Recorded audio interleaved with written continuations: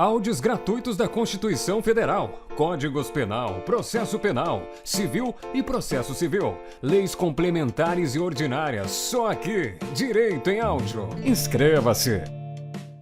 Decreto número 1171, de 22 de junho de 1994. Aprova o Código de Ética Profissional do Servidor Público Civil do Poder Executivo Federal. O Presidente da República, no uso das atribuições que lhe confere o artigo 84, incisos 4º e 6º, e ainda tendo em vista o disposto no artigo 37 da Constituição, bem como nos artigos 116 e 117 da Lei nº 8.112, de 11 de dezembro de 1990, e nos artigos 10, 11 e 12 da Lei nº 8.429, de 2 de junho de 1992. Decreta. Artigo 1º. Fica aprovado o Código de Ética Profissional do Servidor Público Civil do Poder Executivo Federal, que com este baixa. Artigo 2º.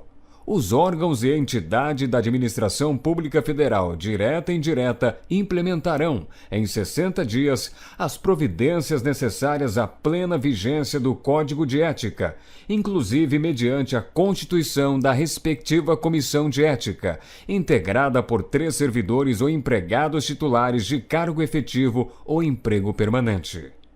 Parágrafo único. A constituição da Comissão de Ética será comunicada à Secretaria da Administração Federal da Presidência da República, com a indicação dos respectivos membros titulares e suplentes. Artigo 3º. Este decreto entra em vigor na data de sua publicação. Brasília, 22 de junho de 1994. Anexo. Código de Ética Profissional do Servidor Público Civil do Poder Executivo Federal. Capítulo 1. Seção 1. Das regras deontológicas. Inciso 1. A dignidade, o decoro, o zelo, a eficácia e a consciência dos princípios morais são primados maiores que devem nortear o servidor público, seja no exercício do cargo ou função ou fora dele, já que refletirá o exercício da vocação do próprio poder estatal. Seus atos, comportamentos e atitudes serão direcionados para a preservação da honra e da tradição dos serviços públicos. Inciso 2. O servidor público não poderá jamais desprezar o elemento ético de sua conduta. Assim, não terá que decidir somente entre o legal e o ilegal, o justo e o injusto, o conveniente e o inconveniente, o oportuno e o inoportuno, mas principalmente entre o honesto e o desonesto, consoante as regras contidas no artigo 37, caput e parágrafo 4º da Constituição Federal. Inciso 3. A moralidade da administração pública não se limita à distinção entre o bem e o mal, devendo ser acrescida da ideia de que o fim é sempre o bem comum. O equilíbrio entre a legalidade e a finalidade na conduta do servidor público é que poderá consolidar a moralidade do ato administrativo. Inciso 4. A remuneração do servidor público é custeada pelos tributos pagos direta ou indiretamente por todos, até por ele próprio, e por isso se exige, como contrapartida, que a moralidade administrativa se integre no direito, como elemento indissociável de sua aplicação e de sua finalidade, erigindo-se como consequência em fator de legalidade. Inciso 5. O trabalho desenvolvido pelo servidor público perante a comunidade deve ser entendido como acréscimo ao próprio bem-estar, já que, como cidadão, integrante da sociedade, o êxito desse trabalho pode ser considerado como seu maior patrimônio. Inciso 6. A função pública deve ser tida como exercício profissional e, portanto, se integra na vida particular de cada servidor público. Assim, os fatos e atos verificados na conduta do dia a dia em sua vida privada poderão acrescer ou diminuir o seu bom conceito na vida funcional. Inciso 7. salvo os casos de segurança nacional, investigações policiais ou interesse superior do Estado e da administração pública a serem preservados em processo previamente declarado sigiloso nos termos da lei, a publicidade de qualquer ato administrativo constitui requisito de eficácia e moralidade, ensejando sua omissão comprometimento ético contra o bem comum, imputável a quem a negar. Inciso 8. Toda pessoa tem direito à verdade. O servidor não pode omiti-la ou falseá-la, ainda que contraria aos interesses da própria pessoa interessada ou da administração pública. Nenhum Estado pode crescer ou estabilizar-se sobre o poder corruptivo do hábito do erro, da opressão ou da mentira, que sempre aniquilam até mesmo a dignidade humana, quanto mais a de uma nação. Inciso 9. A cortesia, a boa vontade, o cuidado e o tempo dedicados ao serviço público caracterizam o esforço pela disciplina. Tratar mal uma pessoa que paga seus tributos direto ou indiretamente significa causar-lhe dano moral.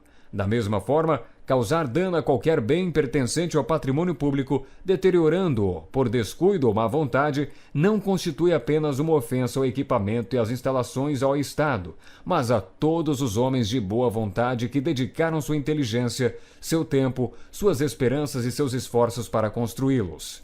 Inciso 10.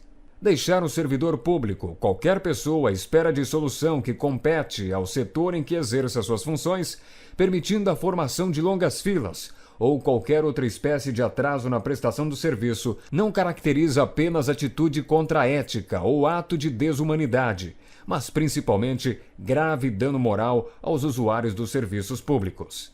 Inciso 11.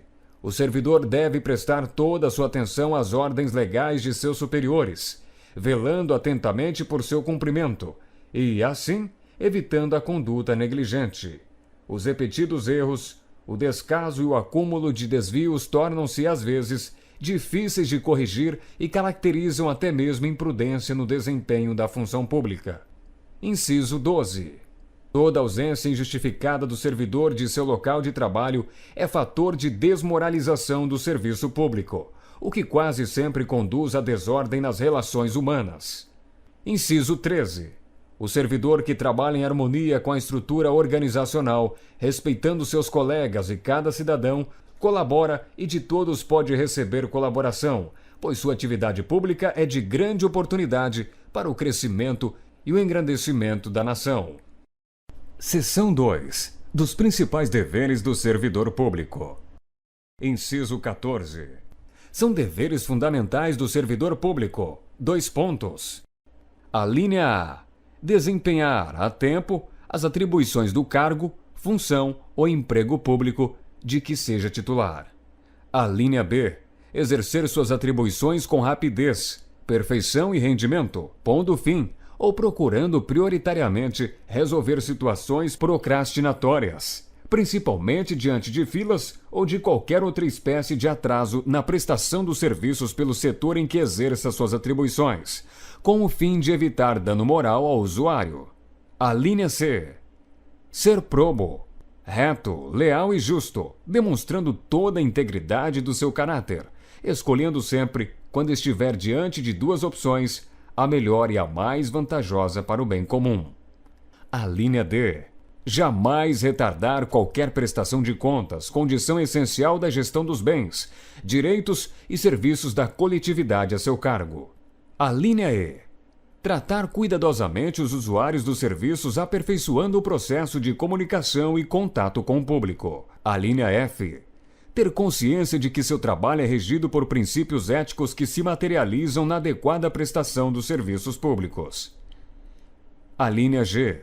Ser cortês, ter urbanidade, disponibilidade e atenção, respeitando a capacidade e as limitações individuais de todos os usuários do serviço público, sem qualquer espécie de preconceito ou distinção de raça, sexo, nacionalidade, cor, idade, religião, cunho político e posição social, abstendo-se dessa forma de causar-lhes dano moral.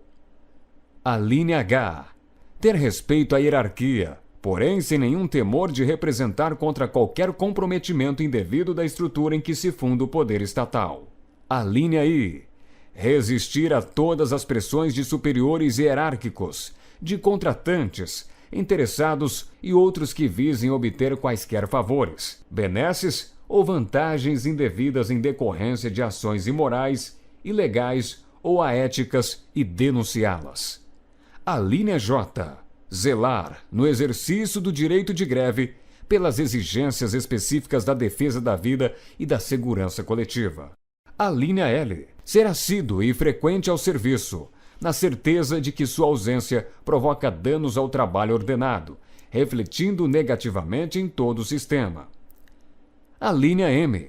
Comunicar imediatamente a seus superiores todo e qualquer ato ou fato contrário ao interesse público, exigindo as providências cabíveis. A linha N. Manter limpo e em perfeita ordem o local de trabalho, seguindo os métodos mais adequados à sua organização e distribuição. A linha O. Participar dos movimentos e estudos que se relacionem com a melhoria do exercício de suas funções, tendo por escopo a realização do bem comum. A linha P. Apresentar-se ao trabalho com vestimentas adequadas ao exercício da função. A linha Q. Manter-se atualizado com as instruções, as normas de serviço e a legislação pertinentes ao órgão onde exerce suas funções. A linha R. Cumprir, de acordo com as normas do serviço e as instruções superiores, as tarefas de seu cargo ou função, tanto quanto possível, com critério, segurança e rapidez, mantendo tudo sempre em boa ordem. A linha S. Facilitar a fiscalização de todos os atos ou serviços por quem de direito. A linha T. Exercer com estrita moderação as prerrogativas funcionais que lhe sejam atribuídas, abstendo-se de fazê-lo contrariamente aos legítimos interesses dos usuários do serviço público e dos jurisdicionados administrativos. A linha U. Abster-se de forma absoluta de exercer sua função, poder ou autoridade com finalidade estranha ao interesse público, mesmo que observando as formalidades legais e não cometendo qualquer violação expressa à lei. A linha V. Divulgar e informar a todos os integrantes da sua classe sobre a existência deste código de ética, estimulando seu integral cumprimento. Seção 3. Das vedações ao servidor público. Inciso 15. É vedado ao servidor público. A linha A. O uso do cargo ou função, facilidades, amizades, tempo, posição e influências para obter qualquer favorecimento para si ou para outrem. A linha B. Prejudicar deliberadamente a reputação de outros servidores ou de cidadãos que deles dependam. A linha C. Ser, em função de seu espírito de solidariedade, conivente com erro ou infração a este código de ética ou ao código de ética de sua profissão. A linha D. Usar de artifícios para procrastinar ou dificultar o exercício regular de direito por qualquer pessoa, causando-lhe dano moral ou material. A linha E. Deixar de utilizar os avanços técnicos e científicos ao seu alcance ou do seu conhecimento para atendimento do seu mistério. A linha F. Permitir que perseguições, simpatias, antipatias, caprichos, paixões ou interesses de ordem pessoal interfiram no trato com o público, com os jurisdicionados administrativos ou com colegas hierarquicamente superiores ou inferiores. A linha G. Pleitear, solicitar, provocar, sugerir ou receber qualquer tipo de ajuda financeira, gratificação, prêmio, comissão, doação ou vantagem de qualquer espécie para si, familiares ou qualquer pessoa para o cumprimento de sua missão ou para influenciar outro servidor para o mesmo fim.